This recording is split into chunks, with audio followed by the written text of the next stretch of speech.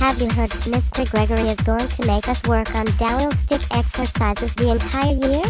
What does he think I am? A robot or something? I think that he just wants us to become successful with the bow, and that by increasing our kinetic dexterity in all our appendages, especially the fingers, we will learn the skills necessary to sound like totally wicked awesome on the real bow. But, come on, do you think it will work? I don't want to practice at home. I would rather recharge my batteries and play with my little ponies or my Mighty Morphin Power Rangers.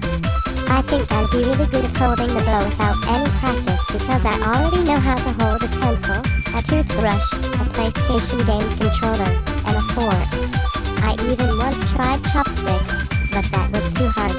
I hope that Mr. Gregory doesn't actually expect us to practice our bow holds on the dowel stick. How hard can it actually be? I'm not really sure, but I know teachers get paid a lot of money. That's got to say something about how much he knows about teaching orchestra. He also has been teaching orchestra in Salem, Oregon for 12 years and studied the violin for 13 years before that. I know, right? It might be worth practicing, if he says we have to be good enough on the dowel sticks before we will ever move on to the real bows. I don't want to be the last person practicing on the dowel stick when everyone else is already bowing. That would be totally budget. You better believe in yourself better than that, Missy.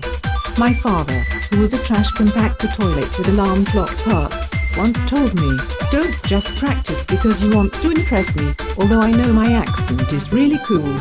I want you to practice because you want to accomplish something great. Now you're talking. I think I'm ready to rock and go practice my dowel stick exercises now. Thanks for the pep talk.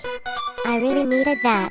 No problem, and by the way, I have been using my silly accent as a way to make you listen to what I have to say. Did it help you to listen to me?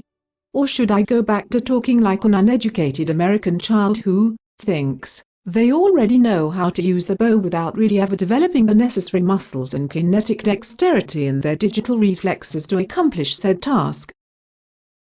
That was a rhetorical question, silly, which means I do not really want you to answer it out loud, but I want you to think about why you would listen to an animated robot and actually go home and practice.